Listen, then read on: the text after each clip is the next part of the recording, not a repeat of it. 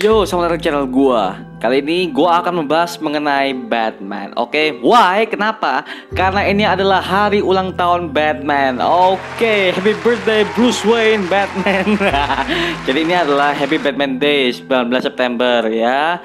Gua jujur aja seneng banget sih pada saat gua buat video ini karena ya inilah salah satu gua adalah fans Batman banget ya. Bagi kalian yang fans DC mengatakan bahwa bang Batman-nya kok kebanyakan gini Batman apa tuh? Gila, anak zaman sekarang itu sukanya berfantasi, sukanya yang power up banget kayak Superman. Tapi ya, gue suka Batman ada satu. Karena apa? Gue suka Batman karena dia sangat realistis dan dia bisa ada di kehidupan nyata. Karena si Batman itu, si Bruce Wayne itu, dia tuh hanya mementingkan skillnya dan juga kecerdasan otaknya dan juga skillnya sebagai detektif. Nah, ini yang gue masuk kenapa gue lebih prefer ke Batman daripada Iron Man ya. Tapi gue nggak akan bahas itu. Kali ini gue akan bahas mengenai alur Bruce Wayne dari awal dia nggak kehilangan kedua orang tuanya sampai dia benar-benar menjadi Batman. Oke, kita langsung aja masuk ke segmen DC Comics Indonesia.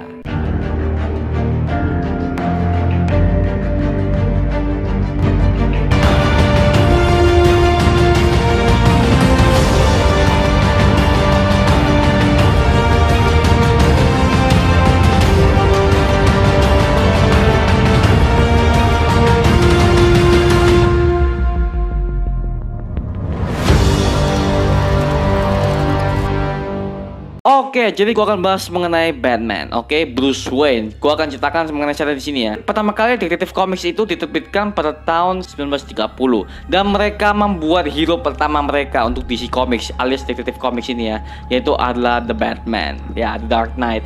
Ini komik yang pertama kali Detektif Comics itu pernah buat ya. Sebelum Superman, mereka membuat Batman terlebih dahulu.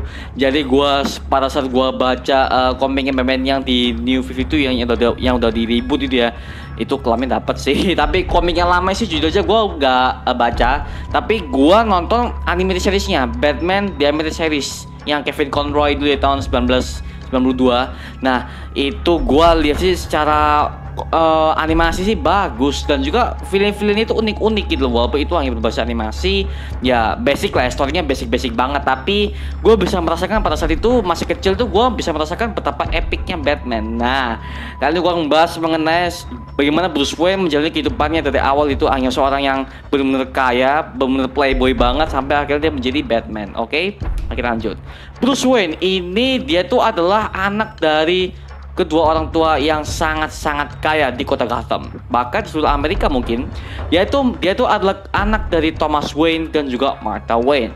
Thomas Wayne ini adalah seorang dokter yang bekerja di rumah sakit umum Gotham, tapi dia juga punya perusahaan Wayne Enterprises. Dan Martha Wayne ini adalah ibu dari Bruce Wayne. Tapi gue nggak mendapatkan informasi lebih lanjut mengenai Martha Wayne karena ya seperti yang kalian tahu bahwa setiap film Batman, setiap komiknya, si Martha Wayne ini selalu tidak pernah diekspos seperti apa kisahnya dan selalu diekspos dari Thomas Wayne aja. Jadi si Martha Wayne ini gue nggak tahu ya sejarahnya seperti apa dan dia tuh usahanya apa, dia kerjanya apa, gue nggak tahu. Apakah kerjanya ibu rumah tangga atau yang kerja itu cuman Thomas Wayne-nya aja, gue nggak tahu ya. Tapi yang jelas ibunya ini juga berperan penting dalam seriesnya Batman ini. Nah suatu hari Bruce Wayne dan juga kedua orang tuanya itu sedang menonton opera yang berjudul The Mask of Zorro pada saat itu ya. Dan pada saat mereka berjalan ke sana, tiba-tiba mereka dihadang oleh salah satu perampok dan perampok itu menembak mereka berdua hingga menyisakan Bruce Wayne yang sangat-sangat depresi ketika dia melihat sendiri kematian kedua orang tuanya. Dan kasus ini diambil oleh detektif Jim Gordon. Nah pada saat itu masih detektif ya. Dan itu dikisahkan benar bahwa Bruce Wayne itu sangat benar-benar stres banget dan juga dia itu sangat trauma banget ketika dia melihat sendiri pembunuhan kedua orang tuanya.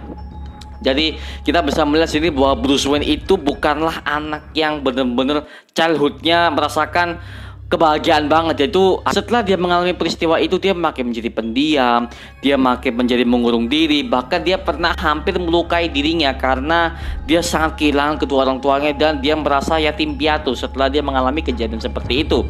Dan akhirnya si Bruce Wayne ini memutuskan untuk bekerja keras dan sekolah. Habis itu dia mengalami masa-masa mudanya benar-benar bisa dibilang trauma banget ya. Dia dibully, dia dimusuhin sama semua teman-teman sekolahnya karena mereka pikir bahwa Bruce Wayne itu adalah orang yang aneh. Karena pada saat Bruce di sekolah itu dia tuh sangat pendiam tapi nilainya selalu tinggi. Karena Bruce Wayne dari kecil pun sebelum kematian kedua orang tuanya dia memang udah mempunyai keintelekan otak yang benar-benar cerdas dan juga skillnya benar-benar dalam hal memecahkan apapun gitu. Jadi si Bruce itu memang sudah dari awal kecilnya itu dia tuh udah punya skillnya itu sendiri dan seperti itu. Oke, baik, lanjut. Setelah Bruce Wayne itu sudah beranjak dewasa, akhirnya dia memutuskan untuk menghadiri pengadilan Joe Chill. Oke. Dan pada saat si Bruce itu melihatnya dia makin stres ya, dia makin ingin membunuh pembunuh itu karena sudah lama dia ingin melakukannya. Dan pada saat dia ingin membunuh pembunuh itu, tiba-tiba si Joe Chill ini alias pelaku yang sudah membunuh kedua orang tuanya Bruce Wayne, dia ditembak mati oleh suruhannya Carmine Falcone. Oke, kalau kalian belum tahu ya, Carmine Falcone itu adalah seorang bos mafia tertinggi di Gotham. Dan dia juga merupakan pengedar narkoba, pengedar persenjataan ilegal, dan juga dia itu juga adalah orang yang menguasai kepolisian dan juga kota Gotham itu sendiri. Dan juga pada saat gua melihat si Bruce itu merasa terpanggil karena dia merasa kota Gotham ini semakin lama semakin hancur setelah tragedi kematian kedua orang tuanya. Dia melihat bahwa kota Gotham itu semakin gelap dan semakin kacau lah karena terjadi perampokan, kriminalitas semakin tinggi. Karena setelah kematian kedua orang tua Bruce Wayne itu banyak sekali kekacauan dan banyak sekali proyek-proyek Wayne Enterprises yang sudah gagal karena ya pemilik perusahaannya mati. Dan pada saat itu Bruce Wayne kan masih belum cukup umur untuk menggantikan CEO-nya. Jadi CEO Wayne Enterprises itu jika kedua orang tuanya sudah meninggal nanti, Bruce Wayne lah yang harus mengganti CEO-nya itu, mengambil posisi CEO-nya. Tapi pada saat itu dia itu masih berumur 11 tahun, dia masih belum mencukupi kriteria untuk menjadi seorang CEO dan memimpin ratusan perusahaan ya. Jadi seperti itu. Jadi Bruce Wayne itu pada saat itu ya kehilangan orang tuanya, dia itu menyerahkan bisnisnya itu kepada orang yang lebih mengerti bisnis. Jadi seperti itu. Setelah dia melihat sendiri kematian Joe Chill, akhirnya dia memutuskan untuk pergi dari Gotham dan dia memutuskan untuk berlatih dan mencari jati diri yang sebenarnya sebagai Batman. Dan setelah dia menghilang selama 7 tahun, akhirnya si Bruce Wayne kembali ke Gotham dengan skill yang benar-benar kuat. Dan juga dia itu adalah seorang yang benar-benar terlatih banget karena pada saat dia melakukan pelatihannya selama 7 tahun itu, dia dilatih oleh Ra's al Ghul, sang pemimpin sekte sesat, yaitu adalah League of Shadows, Liga Bayangan. Oke. Ya itu lo udah tahu ya kisahnya Bruce Wayne pada saat dia dilatih oleh Ra's al Ghul itu dimunculkan di Batman Begins. Tapi kalau di komik aslinya si Bruce Wayne itu tidak dijelaskan dia pelatihannya di mana. Jadi gua nggak tahu nih di komik ini sebenarnya dia tuh latihan sama siapa. Tapi yang jelas setelah Batman Begins itu rilis, akhirnya pihak DC Comics pun memutuskan untuk mengambil latar belakangnya si Bruce Wayne itu.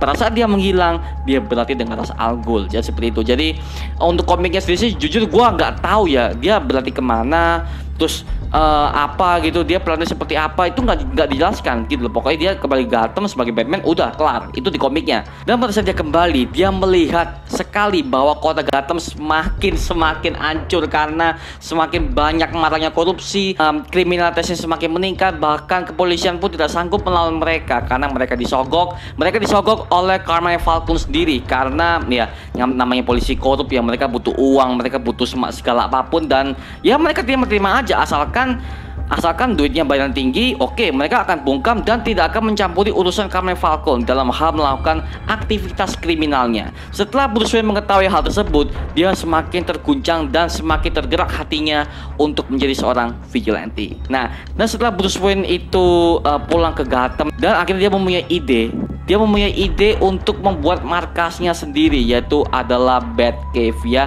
Karena di kediaman Bruce Wayne itu kebetulan ya ada suatu gua yang benar-benar nggak kepake, dan juga itu dipakai oleh kakeknya Bruce Wayne pada saat itu di tahun 40-an untuk membuat sebuah terowongan kereta api. pada saat itu. Dan akhirnya gua itu menjadi lama kosong, dan akhirnya gua itu ditempatkan oleh Thomas Wayne untuk menyimpan berkas-berkas rahasia dari Wayne Enterprises. Oke.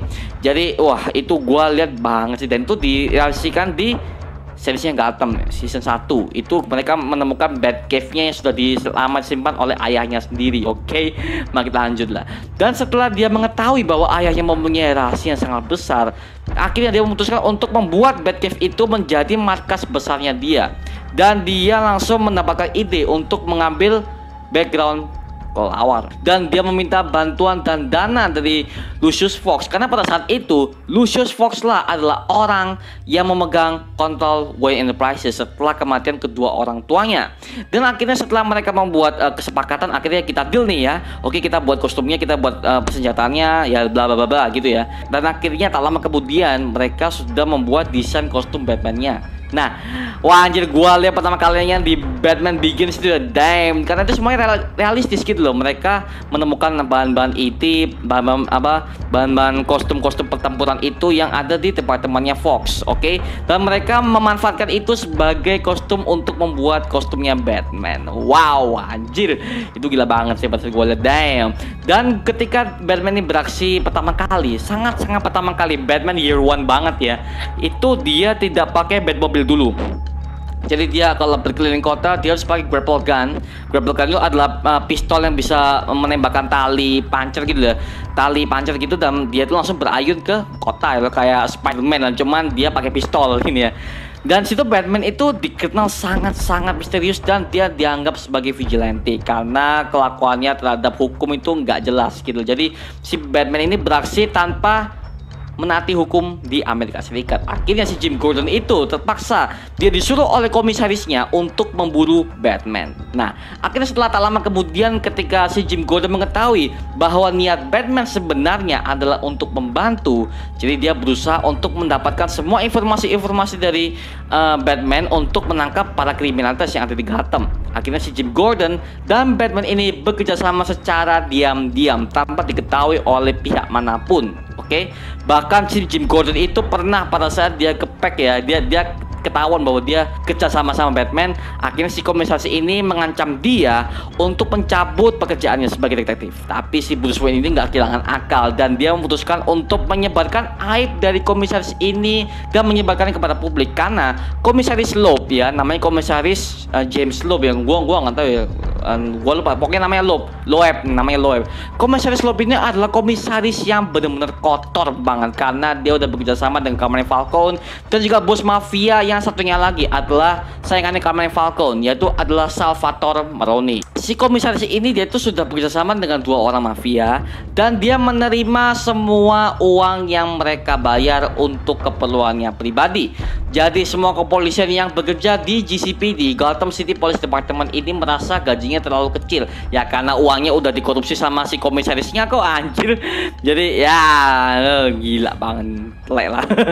Dan pada saat gue lihat perjuangannya si Batman ini, dia menjadi vigilante, dia dikejar banyak polisi, tapi akhirnya tak lama kemudian setelah dia menyelesaikan suatu kasus ya, dimana dia harus mengalahkan si Joker ini ya, akhirnya dia diakui oleh si Jim Gordon bahwa dia itu bukan adalah ancaman, melainkan dia itu adalah seorang vigilante yang ingin membantu dengan caranya sendiri. Tapi si Batman ini gue sukanya adalah dia tidak membunuh sama sekali. Jadi kalau ada lawan yang benar-benar bengis seperti Joker ya, kayak gitu-gitulah, dia tidak membunuh karena dia sudah bersumpah untuk tidak membunuh. Nah, jadi seperti itu, itulah Bruce Wayne, prinsipnya Bruce Wayne. Dan pada saat gue lihat perjalanannya si Batman ini, dia akhirnya mengumpulkan semua pengikut-pengikutnya alias Bat Family-nya, yaitu adalah Robin, Nightwing, habis itu Jason Todd tuh, habis itu Red Hood, Batgirl, habis itu Cassandra Cain. Nah itu gila banget, gue suka banget di situ. Dan jujur sih pada saat gue lihat sih bagus banget sih. Dan awalnya Bruce Wayne itu ingin bekerja sendiri tanpa dibantu oleh siapapun, tapi lama-lama kan Bruce Wayne kan juga butuh bantuan kan ya untuk menyelamatkan kota Gotham gitu. Tapi karena dia nggak bisa sendiri gitu loh kan, dia harus punya bantuan juga, dia harus punya backup juga ya. Jadi ya mau nggak mau dia harus punya sidekick gitu loh, kayak Robin, Nightwing dan sebagainya itu ya. Dan akhirnya setelah Bat Family terbentuk ya, akhirnya dia mengalami satu tragedi yang benar-benar besar banget, yaitu adalah ketika dia harus menghadapi kematian Jason Todd. Setelah Jason Todd mati dibunuh oleh Joker ya, akhirnya si Batman ini merasa sangat bersalah dan merasa kehilangan ketika dia melihat sendiri Jason Todd mati di tangan Joker. Karena seperti yang kalian tahu bahwa kalau kalian udah baca komiknya, originnya si Red Hood ini alias si Robin kedua ini, si Jason Todd itu sudah diculik oleh Joker ya. Dan selama berbulan-bulan ini Joker tuh menyisir dia untuk memberikan informasi siapakah sebenarnya Batman ini. Dan akhirnya setelah dia itu diinterogasi, dan akhirnya si Joker itu memasang alat peledak di dalam sebuah kabin, sehingga kabin itu akan diletakkan ketika Joker berhasil melarikan diri. Dan akhirnya pada saat Batman mengetahui lokasinya, dia langsung pergi ke sana ya. Dan akhirnya ya you know lah, anjir itu gila banget sih. Pada gue baca komiknya lu pasti banget tegang lah. Itu pernah muncul di animasi Batman-nya Under the Red Hood kalau nggak salah ya. Itu waduh, itu komiknya tahun 2000 berapa itu pokoknya itu belum New 52, tapi yang jelas itu storynya arc-nya untuk Jason Todd. Lu pasti para fans Batman pasti tahu lah ya mengenai story ini, karena ya mana sih yang nggak tahu dengan story arc ini, karena itu jujur aja paling bagus banget pada saat gua baca itu. Dan kalau lo bisa melihat ya, kenapa Bruce Wayne itu selalu mementingkan sidekicknya, karena gini, Bruce Wayne itu ya pada saat dia pertama kali dia beraksi sampai dia berakhir ya jadi Batman yang udah bermentua banget, dia sangat menghargai semua sidekicknya, karena dia menganggap semua sidekicknya ini adalah keluarganya dia. Jadi pada saat dia merasa kehilangan, kehilangan salah satu sidekicknya, itu bener-bener dia tuh merasa kayak tidak lengkap lagi, karena dia namanya sidekicknya mati, pasti si mentornya itu merasa kecewa gitu loh, apalagi setelah kematian Jason Todd. Lalu apa yang terjadi dengan Dick Grayson juga yang lainnya? Oke, gua akan jelaskan di sini ya. Dick Grayson itu pada saat dia pertama kali menjadi Robin, dan akhirnya dia diasuh oleh Bruce Wayne sebagai ayahnya. Nah, si Dick Grayson itu pada saat dia ingin direkrut oleh si Bruce, dia itu mengalami kecelakaan yang dimana kedua orang tuanya pada saat orang tuanya beraksi di sirkus, si Grayson sirkus itu mereka mati, dan hanya Dick Grayson saja yang selamat. Dan Bruce Wayne melihat kejadian itu, dan dia memutuskan untuk mengambil adopsinya si Dick Grayson dan menganggapnya sebagai anak murid, dan dia akan dibiayai sampai dia besar nanti. Nah, itu adalah figur bapaknya sebagai Bruce Wayne gitu. Jadi seperti yang mendengar Dick Grayson. Jadi si Dick Grayson itu dilatih sebagai seorang vigilante, dan dia juga dididik sebagai seorang vigilante. Wah, itu gila banget. Bruce Wayne itu kelam banget ya. Tapi dia masih punya rasa pedulinya dia. Jadi seperti itu. Gue suka sih di sini. Oke, lanjut lah.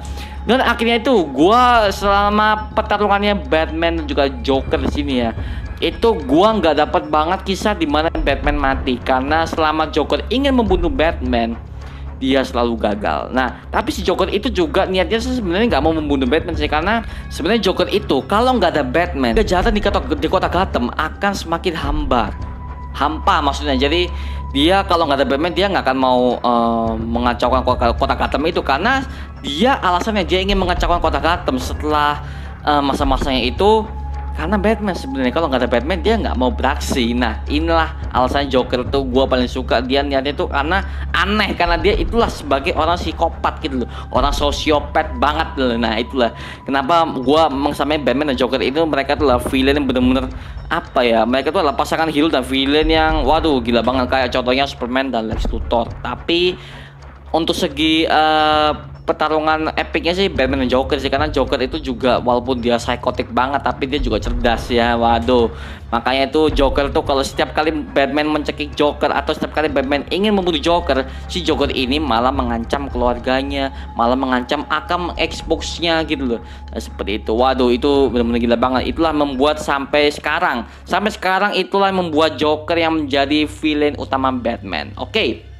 Ya, itu aja video kali ini guys mengenai Batman. Yang kalian bisa baca-baca komiknya di New 52, di si Rebirth, di Justice League juga. Kalian harus nonton film-filmnya, live actionnya tuh, animasinya. Karena gini, mungkin bagi kalian merasakan, bang, Batman-nya kok banyak sih? Wah, Gini. Karena mereka itu menerapkan konsep multiverse. Nah, setiap art itu punya Batman-nya masing-masing, dan setiap art itu punya story Batman masing-masing. Jadi setiap art itu ada yang versinya beda, ada yang versinya lengkap, ada yang versinya itu nggak lengkap. Jadi satu art itu punya Batman masing-masing dan juga punya historinya masing-masing. Nah, jadi seperti itu. Dan juga ada kok Batman yang bukan Bruce Wayne tuh ada kok. Contoh, kalau lo tahu Earth 167. Nah, Earth 167 itu adalah Earth yang dimana Batman-nya itu adalah Lex Luthor dan Superman-nya tetap Clark Kent. Kalian bisa baca aja di komik, ada di Earth 167. Ya, dan seperti itu. Oke, ya itu aja untuk video kali ini mengenai Batman ya, karena ya ini adalah celebrate untuk Happy Batman Day ya. Jadi ya gue ucapkan Happy Batman Day guys, buat lo yang ada di Indonesia, buat lo yang ada di luar negeri, gue ucapkan Happy Batman Day. Oke, ya itu aja untuk video kali ini guys. Jangan lupa like, comment, dan subscribe untuk mendukung gue membuat video mendidik dan menghibur kalian semua. Sampai jumpa di video berikutnya. Adios. Woo!